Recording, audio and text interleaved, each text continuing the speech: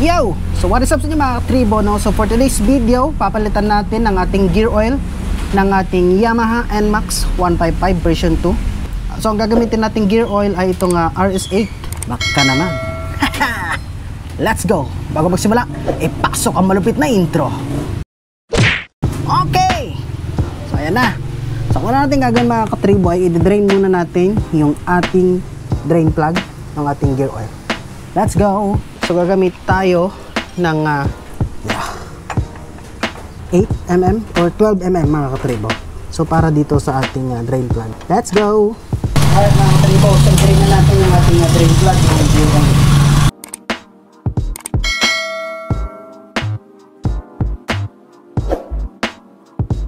So ang video natin ay para sa mga gustong mag DIY mga katribo. Ayan, labas ang katas.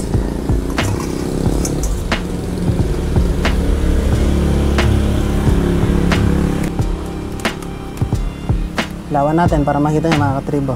Ayan, medyo madilim kasi. So ang ugali ko kasi mga katribo, kapag nagpapalit ako ng langis, pinapalitan ko na rin yung gear oil. Automatic yan, kasabay na yan mga katribo, para stress free tayo at wala na tayo iniisip. Tama? Tama! So shoutout nga pala sa mga sumusuporta kay Lolo Oscar doon sa ating Blue App. Salamat po sa mga nag-share, comment at sa mga natutuwa doon sa ating vlog, doon sa ating AI vlog mga katribo. So yan, medyo tumutulo na. So patuloyin lang natin ng patuloyin natin lahat ng gear oil mga katribo, tapos ilagay na natin yung ating RS8 na gear oil. Let's go! Ayan mga katribo, so kung wala nang lumalabas at paunti-unti na lang yung tulo mga katribo, ay pwede na nating ibalik yung drain plug, pero dapat linisan muna natin mga katribo. At nga pala mga katribo, kapag kayo ay magdi-DIY, mayroon kasi itong washer. Ayan mga katribo, oh. Kung mapapansin nyo, mayroon siyang washer na dapat mayroon yan para hindi tumulo yung gear oil dun sa ating drain plug. So napakahalaga ng ating washer na yan. So huwag nyo iwawala. Kada magpapalit ka ng gear oil mga katribo, dapat andyan siya. Right? Let's go! Ayan, so ibalik na natin yung ating drain plug mga katribo.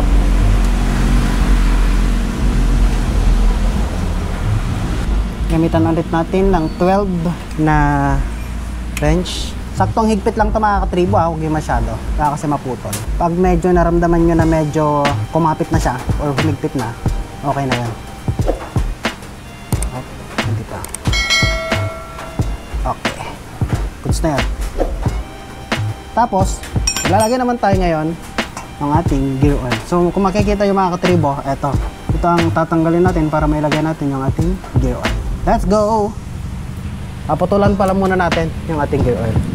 Kaya na nabanggit ko, ang gear oil na gagamitin natin ay itong RS8. So puputulan lang natin dito sa dulo. Gamit tayo ng gunting.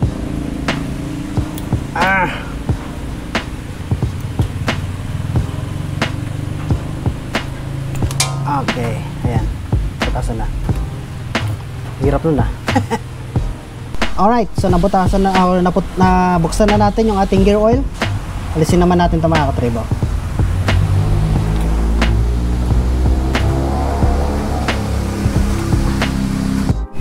Alright mga katribo, so alisin na natin itong cover ng ating gear oil. Ito.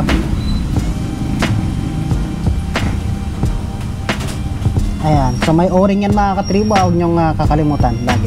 Linisan muna natin ito bago natin ilagay yung ating langis, or I mean yung ating gear oil pala. Excited!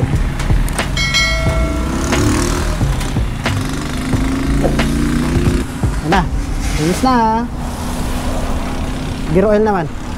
So 100ml tong ilalagay natin mga katribo. Alright, let's go. Yan. RS8, baka naman. Lagyan lang natin ng maayos mga katribo. Unti-untiin hanggang mailagay lahat. Make sure na walang matatapon mga katribo ha, at mailalagay nyo lahat. Meron pang paunti-unti yan, lagay lang natin. Sheesh, sana all naka-pipe. Yung iba, ang ginagawa nila mga katribo, every other change oil sila nagpapalit ng gear oil. Pero ako kasi, syempre para masustain natin yung life ng ating mga gears, kailangan, ginagawa ko, kada magpapalit ako ng langis, papalitan ko na rin yung gear oil. Mura lang naman to, isabay nyo na, diba? Ganyan ka maintenance ang mga automatic na motor. Pusin lang natin tong laman nito mga katribo. Alright mga katribo, so I think wala nang ilalabas itong ating gear oil. Balik na natin yung ating takip. Alright. Yan, inipang ko pa para sa inyo mga katribo. Wala tayong compressor eh.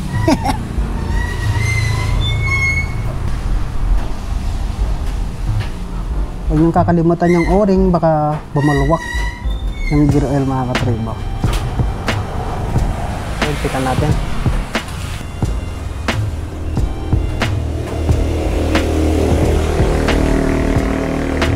Alright. Okay na yan.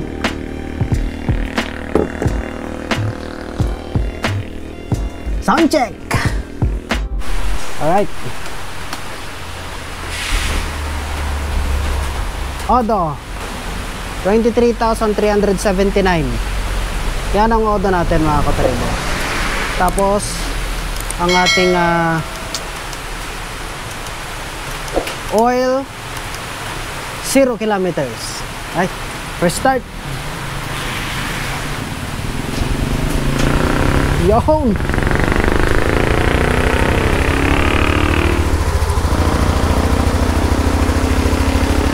Sobrang tahimiking.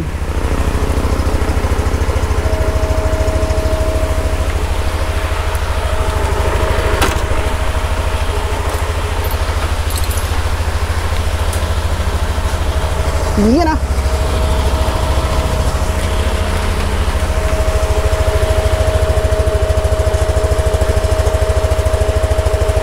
Painitin lang natin mga katribo.